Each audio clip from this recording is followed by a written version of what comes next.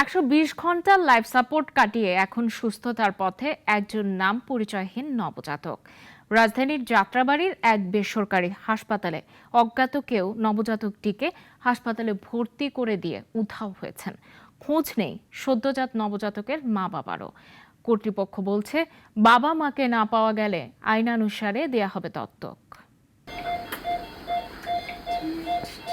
নবজাতকটি পৃথিবী আলো করে এসেছেন চলতি মাসের প্রথম সপ্তাহ। জন্মেই দেখলেন এক নিষ্ঠুরতা। কোনো এক অজ্ঞাত ব্যক্তি সদ্য জন্ম নেয়া নবজাতকটিকে রেখে যায় রাজধানীর যাত্রাবাড়ির একটি বেসরকারি হাসপাতালে। চোখ মেলে প্রথম যখন দেখার কথা ছিল মায়ের স্মিত হাসি, বাবার আদুরে কোল, সেখানে দেখলেন অজ্ঞাত স্থান। আবিষ্কার করলেন হাসপাতালের আইসিইউ।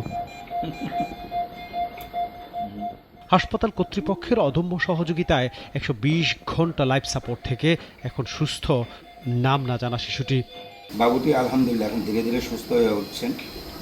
বাবুটি একসময় খুব আমরা আশাহত ছিলাম যে অত উঠে আসা খুব কষ্ট হয়ে যাবে, বাবু উঠে আসতেছে না। যখন বাবুটি এখন সুস্থ হচ্ছেন আলহামদুলিল্লাহ আমরা আশাবাদী হয়ে উঠছি যে বাবুটিকে বাবুর মা বাবা অথবা তার আত্মীয় স্বজন যিনি কাছে আসবেন তার কাছে আমরা ফিরিয়ে দেব। এই পর্যন্ত আসলে কোনো আত্মীয় স্বজন তার মা বাবার খোঁজ পাওয়া যাচ্ছে না। কর্তৃপক্ষ শিশুটির নাম রাখতে চান মুগ্ধ, বিত্তবান কারো কাছে দিতে চান দত্তক আইন অনুযায়ী। এই বাবুটিও বেঁচে যে আমাদেরকে মোহিত করেছে, অভিভূত করেছেন, এই জন্য আমরা এই বাবুটির নাম রাখতে চাচ্ছি মুগ্ধ।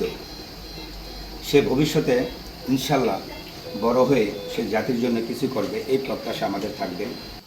তবে টাকার অভাবে নাম পরিচয়হীন নবজাতকের মা বাবা যদি শিশুটিকে নিতে না আসে, সেই টাকা তো লাগবেই না, বরং আরও সহযোগিতা দিতে চায় হাসপাতালটির পরিচালক।